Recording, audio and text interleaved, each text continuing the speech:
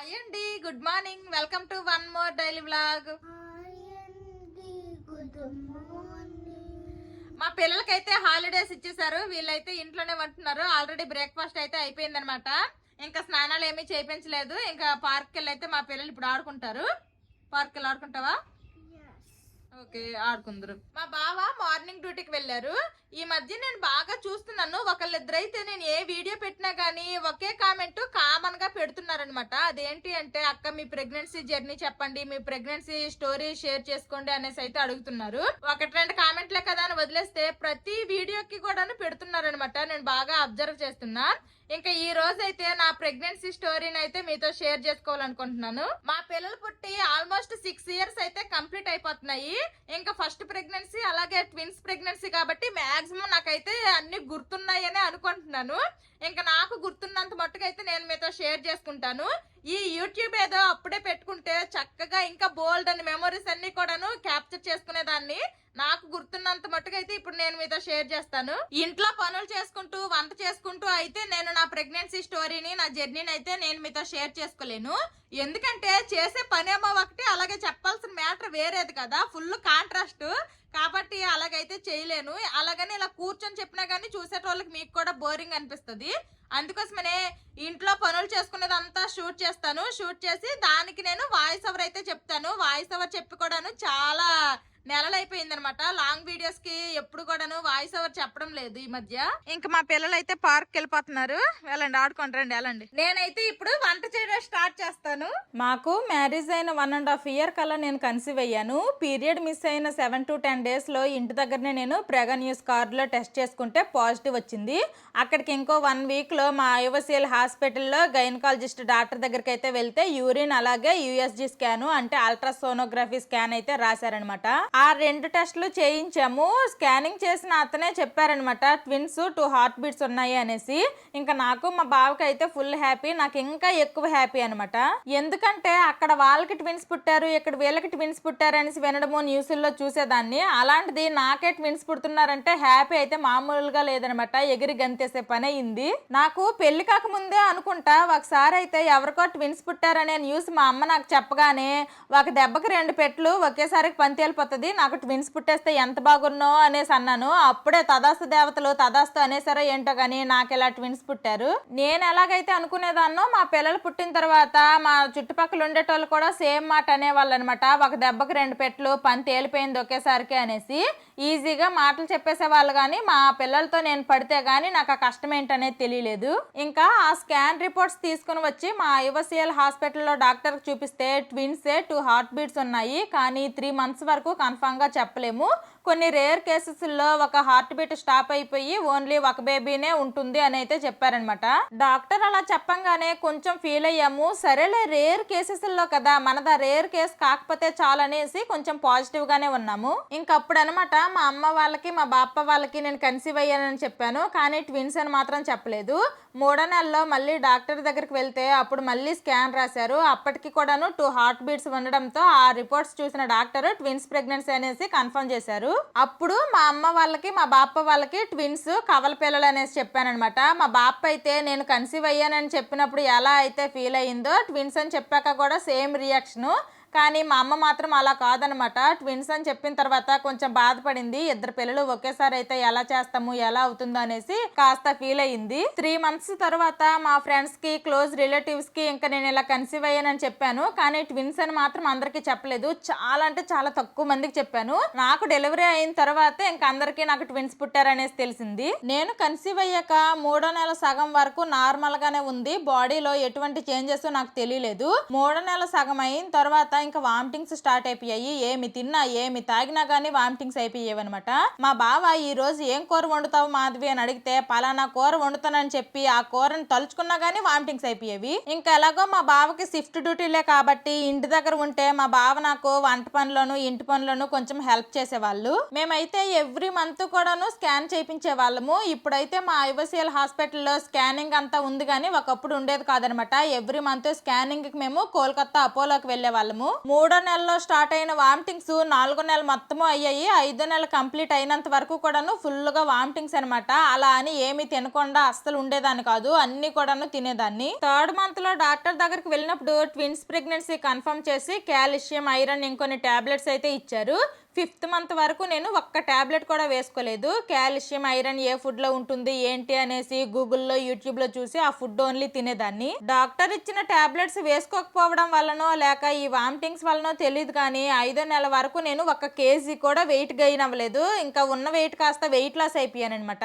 నేను కన్సీవ్ అయ్యి వామిటింగ్స్ నాకు అవుతున్న టైంలో మా బాప, మా మామయ్య వచ్చి కొన్ని డేస్ ఉన్నారు. అలాగే ఒకసారి మా అమ్మ, మా అన్నయ్య కూడా వచ్చి ఉన్నారనమాట. వాళ్ళు వచ్చి అక్కడ ఉండిపోవడానికి అవ్వదు, అందుకోసమనే ఇంకా కొద్ది రోజుల నుండి వెళ్ళిపోయారు. ఇంకా నాకు 5th మంత్ అలాగా కంప్లీట్ అయ్యేసరికి స్లోగా నాకు కూడా వామిటింగ్స్ అన్ని తగ్గిపోయాయి. 4th మంత్ లో స్కానింగ్ కి వెళ్ళినప్పుడు బేబీ గ్రోత్ అదంతా బాగుందని అయితే చెప్పారు. మళ్ళీ 5th మంత్ లో అయితే స్కానింగ్ కి వెళ్ళాము. అప్పుడు డాక్టర్ ఐడెంటికల్ ట్విన్స్ పుడతారని చెప్పారు. అంటే పుడితే 2 పాపలు గానీ లేదంటే 2 బాబులు గానీ పుడతారంట. ఇంకా మేము అప్పుడు వరకు ఏమనుకున్నామంటే 1 పాప 1 బాబు పుడితే ఫుల్ఫిల్ ఫ్యామిలీ అయిపోతుంది అనేసి నేను మా బావ అనుకునే వాళ్ళం. 5th మంత్ స్కానింగ్ లో డాక్టర్ అలా చెప్పిన తర్వాత 2 అమ్మాయిలు పుట్టినా ఓకే గానీ 2 అబ్బాయిలు మాత్రం పుట్టకూడదు అనుకున్నాను. 2 అమ్మాయిలు పుడితే మంచిగా పట్టు లంగా జాకెట్లు వేసి బాగా రెడీ చేయొచ్చు కదా, సూపర్ గా ఉంటారనేసి కలలు కనేదాన్ని. చివరికేమో అబ్బాయిలు పుట్టారు. ట్విన్స్ లో 3 టైప్ ప్రెగ్నెన్సీలు ఉంటాయి. DCDA, MCDA, MCMA. DCDA అంటే ఇద్దరికి 2 వేరు మాయలు, అంటే 2 వేరు ప్లజంటాలు ఉంటాయి, 2 ఉమ్మనీరు బ్యాగులు అయితే ఉంటాయి. MCDA అంటే ఇద్దరికి ఒకటే మాయ ఉండి 2 వేరు ఉమ్మనీటి బ్యాగులు ఉంటాయి. అదే MCMA అనుకోండి, ఒకటే మాయ ఒకటే ఉమ్మనీరు బ్యాగ్ ఉంటుంది, అందులోనే 2 బేబీస్ షేర్ చేసుకుని ఉంటారు. నాది DCDA ట్విన్ ప్రెగ్నెన్సీ. ఇంకా ఇందులో కూడాను 2 రకాలు ఉంటాయి అనమాట, identical twins, non identical twins అనేసి. ఐడెంటికల్ ట్విన్స్ అంటే ఒకే ఎగ్ డివైడ్ అయ్యి 2 బేబీస్ గా ఫామ్ అవుతుంది, అందుకే ఐడెంటికల్ ట్విన్స్. అంటే పుడితే 2 అమ్మాయిలు గానీ లేదంటే 2 అబ్బాయిలు గానీ పుడతారు. నాన్ ఐడెంటికల్ ట్విన్స్ అంటే 2 వేరు ఎగ్స్ నుండి 2 బేబీస్ ఫామ్ అవుతారు. కాబట్టి నాన్ ఐడెంటికల్ ట్విన్స్ లో 2 అమ్మాయిలు గానీ 2 అబ్బాయిలు గానీ లేక 1 అమ్మాయి 1 అబ్బాయిగా గానీ పుట్టొచ్చు. మేము స్కానింగ్ కి వెళ్ళిన ప్రతిసారి 1 బేబీ ఫుల్ యాక్టివ్ గా కడుపులో తిరుగుతూనే ఉంది, ఇంకో బేబీ మాత్రం అస్సలు కదలట్లేదు అనేసి డాక్టర్ చెప్పేవాళ్ళు. ఇంకా కాసేపు అటు ఇటు తిరిగి రండి, లేదంటే ఏమైనా తినండి, అప్పుడైనా కదులుతాడేమో అనేసి డాక్టర్ చెప్పేవాళ్ళు. ఏమి చేసినా గానీ ఇంకో బేబీ మాత్రం అస్సలు కదిలేదు కాదనమాట. 1 బేబీ బాగా సిగ్గుపడుతుంది, బద్మాస్, కనీసం ఫేస్ కూడా చూపించట్లేదు. ఇంకో బేబీ మాత్రం ఫుల్ యాక్టివ్ గా ఉందని డాక్టర్ చెప్పేవాళ్ళు. మా పిల్లలు పుట్టి వీళ్ళ ప్రవర్తన ప్రకారము అప్పుడు స్కానింగ్ లో ఎవరు సిగ్గుపడి కదలకుండా ఉండేవాడో మాకు ఇప్పుడు తెలిసింది. కదలకుండా సిగ్గుపడేది మా పెద్దోడు, ఫుల్ యాక్టివ్ గా ఉండేవాడు చిన్నోడు. 5th మంత్ కల్లా బేబీకి అన్ని పార్ట్స్ రెడీ అయిపోతాయి కాబట్టి జెండర్ కూడా స్కానింగ్ చేసిన డాక్టర్ తెలుస్తుంది, కానీ మనకు చెప్పరు, అది చెప్పకూడదు కూడా. ఇంకా 5th మంత్ తర్వాత నాకు స్లోగా వామిటింగ్స్ అన్ని తగ్గాయి. ఆ తర్వాత మంచి హెల్తీ ఫుడ్ తీసుకొని డాక్టర్ ఇచ్చిన కాల్షియం, ఐరన్ టాబ్లెట్స్ 2 రోజులకు ఒకసారి అలాగా వేసుకునేదాన్ని. 5th మంత్ తర్వాత నుంచి స్లోగా వెయిట్ గెయిన్ అవ్వడం అయితే స్టార్ట్ అయ్యాను. ఎవ్రీ మంత్ లోనే 6th మంత్ లో కూడాను కోల్కతా అపోలోకి అయితే స్కానింగ్ కి వెళ్ళాము. బేబీ గ్రోత్ బాగుంది, బేబీస్ హెల్తీగా ఉన్నారని డాక్టర్ చెప్పారు. నాకు నెలలు నిండే కొద్దీ బేబీ మూమెంట్స్ అలాగే బేబీ కిక్స్ అన్ని కూడాను చాలా క్లియర్ గా తెలిసేవి. ఇంకా ప్రెగ్నెన్సీ టైంలో డైలీ మార్నింగ్ అయితే బాయిల్డ్ ఎగ్ అలాగే నానపెట్టిన బాదం తినేదాన్ని. ఇంకా మార్నింగ్ ఏదో ఒక టిఫిన్, దోశ, ఇడ్లీ, ఉప్మా అలాగ చేసేదాన్ని. నెక్స్ట్ 11 కల్లా ఫ్రూట్ ఏదో ఒకటి తినేదాన్ని. నేను కన్సీవ్ అవ్వక ముందు మా బావ డ్యూటీ నుండి వచ్చిన తర్వాత ఇద్దరము కలిసే తినేవాళ్ళము. నేను కన్సీవ్ అయిన తర్వాత నువ్వు టైంకి తినాలని చెప్పేవాళ్ళు. ఇంకా మా బావ డ్యూటీ నుండి వచ్చినా రాకపోయినా కానీ నేను 12:30 నుండి 1 గంటకి మధ్యలో లంచ్ చేసేసేదాన్ని. ఆ తర్వాత ఈవినింగ్ మళ్ళీ ఏదో ఒక ఫ్రూట్, డ్రై ఫ్రూట్స్ అలాగే ఏదో ఒకటి తినేదాన్ని. ఆ తర్వాత నైట్ డిన్నర్లోకి మళ్ళీ రైసే తినేదాన్ని. మాకు పెళ్ళయిన తర్వాత మేము నైట్ టైం డిన్నర్లోకి రైసే తినేవాళ్ళము. పిల్లలు పుట్టిన తర్వాత వెయిట్ పెరిగిపోతున్నాం అనేసి అప్పుడు ఆలోచించి ఇంక అప్పటి నుంచి కూడాను నైట్ డిన్నర్లోకి టిఫిన్లు తినడం స్టార్ట్ చేశాము. నాకు డైరెక్ట్ గా పాలలో తాగడం అస్సలు ఇష్టం ఉండదు. పాయసంలానో లేకపోతే పరమన్నంలో వేస్తే తినేస్తాను కానీ పాలను మాత్రం తాగేదాన్ని కాదు. కానీ ఈ ప్రెగ్నెన్సీ టైంలో మా బావ ఖచ్చితంగా నువ్వు గ్లాసుడు పాలైనా తాగాలని చెప్పేవాళ్ళు. ఇంకా మా బావ ఉంటే తాగేదాన్ని, మా బావ లేకపోతే తాగడం మానేసేదాన్ని. మేము బెంగాల్లో ఉండే వాళ్ళము. ఇక్కడ బయట ఫుడ్ అయితే నాకు అంతగా నచ్చేది కాదు. ఇప్పుడు పెళ్ళయి 7-8 సంవత్సరాలు అయిపోయింది కాబట్టి ఇప్పుడు కొంచెం పర్లేదు, అలవాటు అయిపోయింది. అప్పుడు ఇంకా స్టార్టింగ్ స్టేజ్ లోనే ఉండేదాన్ని కాబట్టి అస్సలు నాకు బయట ఫుడ్ ఏమీ ఇక్కడ నచ్చేది కాదు. ఇంకా అందుకోసమనే ఎప్పుడు కూడా హోమ్ ఫుడ్డే, అది కూడా నాకు ఏది తినాలనిపిస్తే అది నేను వండుకొని తినేదాన్ని. నా ప్రెగ్నెన్సీ జర్నీ మొత్తము కూడాను నేను ఎక్కువగా ఏవేవి తిన్నాను అంటే క్యాట్ ఫిష్లు, కొబ్బరి నీళ్ళు, ఎగ్స్, ఫ్రూట్స్, డ్రై ఫ్రూట్స్ అవి అయితే ఫుల్ గా తిన్నాను. 5th మంత్ వరకు నాకు వామిటింగ్స్ వల్ల నా ప్రెగ్నెన్సీని నేను అంత ఎంజాయ్ చేయలేకపోయాను. ఎప్పుడైతే నాకు వామిటింగ్స్ స్టాప్ అయిపోయాయో, అంతకు తోడు ఈ బేబీ మూమెంట్స్ కూడా నాకు తెలియడం స్టార్ట్ అయ్యాయో, అప్పటి నుంచి నా ప్రెగ్నెన్సీ జర్నీ అయితే నేను ఫుల్ గా ఎంజాయ్ చేశా. 7th మంత్ కలిసాక ఇక్కడ బెంగాల్లో ఉండే తెలుగు వాళ్ళు నాకు సేమంతంలా చేశారు. కొత్త శారీ, బ్యాంగిల్స్, స్వీట్స్, ఫ్రూట్స్, పూలు తీసుకొని వచ్చి నాకు గాజులు తొడిగి బొట్టు పెట్టి స్వీట్స్ తినిపించి నాకు బ్లెస్ చేశారు. ఇప్పుడైతే ఆ తెలుగు వాళ్ళు హల్దీలా లేరు, ట్రాన్స్ఫర్ అయిపోయి వేరు ప్లేసెస్ కి అయితే వెళ్ళిపోయారు. నేను కన్సీవ్ అయిన నుండి 7th మంత్ వరకు హల్దీయాలోనే ఉన్నాను. ఇంకా 3వ నెలలో గానీ 5వ నెలలో గానీ అమ్మ వాళ్ళ ఇంట్లో ముహూర్తం ప్రకారం అడుగు పెట్టించడానికి తీసుకుని వెళ్తారు కదా, అలాగ మా అమ్మాళ్ళు అయితే తీసుకుని వెళ్తా అన్నారు. కానీ ఈ టైంలో జర్నీలు ఎందుకు వద్దనేసారు మా బావ. డైరెక్ట్ గా సేమంతంకే వస్తామని చెప్పేశారు. 7వ నెలలో సేమంతం కోసమని ముహూర్తం చూసి డేట్ ఫిక్స్ చేసిన తర్వాత 7th మంత్ లో స్కానింగ్ కూడా ఇంకా బెంగాల్లోనే తీపించుకొని కొన్ని మెడిసిన్లు కూడా తీసుకొని ఇంకా సేమంతంకి 10 days ముందు అయితే ఊరు బయలుదేరిపోయాము. 7th మంత్ లో ఊరు బయలుదేరినప్పుడు ఇంకా పంతులు గారికి ఒకసారి అడిగారనమాట, అసలు ఈ మధ్యలో ఒక్కసారి కూడా ఊరు రాలేదు అంటే, సరే ఫస్ట్ అమ్మ వాళ్ళ ఇంట్లో అడుగు పెట్టించండి, తర్వాత అత్త వాళ్ళ ఇంటికి తీసుకుని వెళ్ళండి అని చెప్పారు. ఇంకా పంతులు చెప్పినట్టే ఫస్ట్ అయితే మా అమ్మ వాళ్ళ ఇంటికి వెళ్ళి అక్కడ 2 days ఉన్న తర్వాత మా అత్త వాళ్ళ ఇంటికి వెళ్ళిపోయాను. 2019 February 14th నా సేమంతం ఫంక్షన్ జరిగింది. చుట్టాలు బంధువుల్ని పిలిచి సేమంతం ఫంక్షన్ బాగానే చేశారు. ఇంకా సేమంతం అయిపోయిన తర్వాత నేను మా అమ్మ వాళ్ళ ఇంటికి వెళ్ళిపోయాను. తర్వాత 8th మంత్ లో స్కానింగ్ కి శ్రీకాకుళం బొగ్గు సరోజిని దేవి హాస్పిటల్ కి వెళ్ళాము. బేబీ గ్రోత్ అంతా మంచిగా ఉందని చెప్పారు. April 3rd week లో నాకు డెలివరీ డేట్ అనేది ఇచ్చారనమాట. ఊరు వెళ్ళిన తర్వాత మా అమ్మ నాకు ఏ పని చేయనిచ్చేది కాదు. నాకు తేలిగ్గా ఉన్నన్ని రోజులు నా పనులు నేను చేసుకుంటాను, నువ్వేమీ చేయాల్సిన అవసరం లేదు అనేసి నా పనులన్నీ నేనే చేసుకునేదాన్ని. నా డెలివరీ ముందు రోజు వరకు కూడాను నా పనులన్నీ నేనే చేసుకున్నాను. నాకు అస్సలు కష్టంలా అనిపించేది కాదు. 5th మంత్ నుండి నేను రోజు తప్పించి రోజు అలా టాబ్లెట్స్ వేసుకున్నాను. కానీ 8th మంత్ కలిసిన తర్వాత నేను వారానికి 1 లేదా 2 సార్లు మాత్రమే టాబ్లెట్లు వాడేదాన్ని. 8th మంత్ లో నా కాళ్ళకి పొంగుల్లో వచ్చేసి బొగ్గలు బూరెల్లా అయిపోయి చాలా వెయిట్ గెయిన్ అయిపోయాను. ఊరెళ్ళిన తర్వాత ఇంకా మా చుట్టాలు బంధువులు 2-3 రోజులకైనా ఒకళ్ళు వస్తూ ఉండేవాళ్ళు అనమాట మా ఇంటికి. ఇంకా 9th మంత్ వచ్చిన తర్వాత 9th మంత్ స్కానింగ్ కి వెళ్దాం అనుకున్నాము. 9th మంత్ కలిసి 7 days అయ్యాయి. 7th డే నైట్ కూడాను నార్మల్ గానే తినేసి పడుకున్నాను. మిడ్ నైట్ అనుకుంటా అప్పటి నుంచి పెయిన్స్ అయితే స్టార్ట్ అయిపోయాయి. ఇదేదో పెయిన్ నార్మల్ గా వస్తుందిలే అనుకున్నాను, కానీ సేమ్ పెయిన్స్ మార్నింగ్ వరకు ఉన్నాయి అనమాట.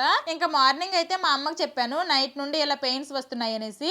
మిడ్ నైట్ నుండి పెయిన్స్ వస్తుంటే ఇప్పుడు చెప్తావా, ఏదైనా జరగకూడదు జరిగితే పరిస్థితి ఏంటి అనేసి మా అమ్మ కేకలు వేసేసి ఇంకా ఊర్లో ఆర్ఎంపీ డాక్టర్కి పిలుచుకొని వచ్చింది. ఊర్లో ఆర్ఎంపీ డాక్టర్ వచ్చి పెయిన్ కి ఎంత గ్యాప్ ఉంటుంది, పెయిన్ ఎంతసేపు ఉంటుంది అనేసి చెక్ చేశారు.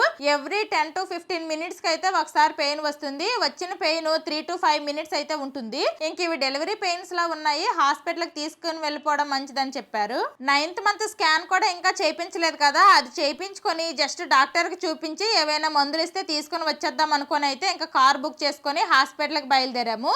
ఇంకా హాస్పిటల్ కి వెళ్లే దారిలోనే మా బావకు ఫోన్ చేసి అయితే ఇలా పెయిన్స్ వస్తున్నాయి, హాస్పిటల్ కి వెళ్తున్నాం అని చెప్పాను. ఇంకా మేమైతే రాగోలు జెమ్స్ హాస్పిటల్ కి అయితే వెళ్ళాము. అక్కడ డాక్టర్ నన్ను చెక్ చేసి ఎమర్జెన్సీ కేసు, అర్జెంట్ గా ఆపరేషన్ చేసేయాలన్నారు. మార్నింగ్ నుండి నేను సాలిడ్ ఫుడ్స్ ఏమీ తీసుకోలేదు, ఓన్లీ లిక్విడ్స్ తీసుకున్నాను కాబట్టి ఇంకా వెంటనే ఆపరేషన్ చేసేస్తా అన్నారు. ఆపరేషన్ చేసేస్తా అంటే నాకు ఫుల్ టెన్షన్ స్టార్ట్ అయిపోయింది. ఇంకా మా బావకు ఫోన్ చేసి ఇలా ఆపరేషన్ చేసేస్తారంట, ఎమర్జెన్సీ కేసు అంటున్నారు అని చెప్తే సరే అన్నారు. ఇంకా మా బావ ఏమో నా డెలివరీ డేట్ టైంకి వస్తా అన్నారు. దానికి ఇంకా చాలా టైం ఉంది అనుకున్నాము, ఎంత లోపల ఇలా పెయిన్స్ వచ్చి ఆపరేషన్ చేయాల్సి వచ్చింది. 2019 March 31 సండే ఈవినింగ్ 3:03 ఒకరు, 3:05 ఒకరు పుట్టారు. ఇద్దరి మధ్య టైం గ్యాప్ 2 minutes.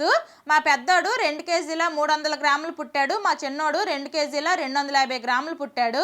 నాతో పాటు హాస్పిటల్ కి మా అమ్మ, మా నాన్న, మా కేసన్నయ్యాల వైఫ్ శారదన వచ్చారు. ఇంకా నాకు ఆపరేషన్ చేసి పిల్లల్ని బయటకు తీసేసిన తర్వాత ఫస్ట్ నాకు చూపించి తర్వాత బయట ఉన్న మా అమ్మ మా నాన్నలకి అయితే ఇచ్చారు. ఇంకా మా నాన్న మా బావకు ఫోన్ చేసేసి ఇంకెలాగా పిల్లలు 2 మగ పిల్లలు పుట్టారని చెప్పారు. ఇంకా వెంటనే మా బావ నైట్ కి ట్రైన్ ఎక్కి నెక్స్ట్ డే మార్నింగ్ 6 కల్లా హాస్పిటల్ కి వచ్చేసారు. తర్వాత నన్ను పిల్లల్ని చూడడానికని మా బాప మా మామయ్య కూడాను హాస్పిటల్ కి వచ్చారు. 24 అవర్స్ జనరల్ వార్డ్లో అబ్జర్వేషన్లో ఉంచారు. ఆ తర్వాత సపరేట్గా మేము మనీ పే చేసేసి వేరే రూమ్లోకి అయితే వెళ్ళిపోయాము. హాస్పిటల్లో 11 days ఉన్నాను. నాది సి సెక్షన్. కుట్లు అవన్నీ తీసిన తర్వాత ఇంటికి వెళ్ళాము. హాస్పిటల్లో ఉన్న 11 days మా అమ్మ మా బావ నాతోనే ఉన్నారు. నాకు ఎన్ని మెడిసిన్లు ఇచ్చినా మింగేస్తాను కానీ ఇంజక్షన్లన్నా సెలైన్లన్నా కానీ సత్యంత భయము. హాస్పిటల్లో 11 days ఉంటే అందులో 4-5 days నాకు కంటిన్యూగా సెలైన్లు ఎక్కిస్తూనే ఉన్నారు. నేను ప్రెగ్నెంట్తో ఉండేటప్పుడు డైలీ ఆలోచించేదాన్ని, అసలు ఎవరు పుడతారో, ఎలా పుడతారో, తెల్లగా పుడతారో, నల్లగా పుడతారో, ఇద్దరు ఒకేలా పుడతారా, అసలు ఎలా పుడతారో, ఇట్లాంటివన్నీ కూడాను బోల్డ్ అండ్ డౌట్స్తో ఎప్పటికి పుడతారో అనేసి ఫుల్ ఎగ్జైట్మెంట్తో ఉండేదాన్ని. ఒక్కసారి నాకు సి సెక్షన్ అయిన తర్వాత ఇంకా ఆపరేషన్కి ఇంజక్షన్ వేస్తారు కదా, మొత్తం అంతా దిగిన తర్వాత స్లోగా పెయిన్స్ స్టార్ట్ అయ్యాయి. అప్పుడు అనిపించింది నాకు ఇంకొన్ని రోజులు నా కడుపులో ఉన్నా బాగుండేది, అప్పుడే ఎందుకు పుట్టేశారు అని. ఇంకా మా పిల్లలు పుట్టిన తర్వాత నా దగ్గర డైరెక్ట్గా బ్రెస్ట్ మిల్క్ అనేది తాగేవాళ్ళు కాదు. ఆ విషయంలో చాలా ప్రాబ్లం అయింది. ఇంకా మా బావ అయితే బ్రెస్ట్ పంప్ అనేసి ఒకటి కొన్నారు. ఇంకా ఆ బ్రెస్ట్ పంప్ హెల్ప్తో మిల్క్ని తీసి బాటిల్తో ఇస్తే తాగేవాళ్ళు. 3 months తర్వాత నా దగ్గర డైరెక్ట్గా బ్రెస్ట్ మిల్క్ తాగారు. మా పిల్లలు పుట్టిన తర్వాత మా అమ్మ నేను ఎన్ని నిద్రలేని రాత్రులు గడిపామో అది మాకే తెలియదు అనమాట. ఇంకా March 31 అంటే మంచి సమ్మర్లో పుట్టారు. ఆ వేడికి మా పిల్లలు అసలు తట్టుకోలేకపోయే వాళ్ళు అనమాట. ఇంకా నైట్ టైం అస్సలు పడుకునే వాళ్ళు కాదు. మా పిల్లలు పుట్టిన తర్వాత 27 daysకి ఉయ్యల్లో వేసాము. అంటే బార్సెల్ అంటారు కదా, పేర్లు పెడతారు, అదనమాట. ఇంకా మా పిల్లలకైతే జోతో పడింది. నేనైతే ఫుల్గా పేర్లు వెతికి జోషిత్ అని ఒక నేమ్ ఫిక్స్ చేశాను. ఇంకా మా బావేమో బర్త్ సర్టిఫికేట్ల కోసం అనేసి త్వరగా ఏదో ఒక పేరు ఫిక్స్ చేయాలనేసి ఇంకా మా బావేమో జాస్నవ్ అనే పేరు ఫిక్స్ చేశారు. మా పెద్దోడికి జాస్నవ్, మా చిన్నోడికి జోషిత్ అని పేర్లు పెట్టాము. ఇంకా ఉయ్యాల ఫంక్షన్ మాత్రము గ్రాండ్ గా ఏమీ చేయలేదు, చాలా సింపుల్ గా చేసేసాము. జస్ట్ ఆంజనేయ లాకెట్లే బంగారం కొన్నాము, ఇంకే బంగారము కొనలేదు.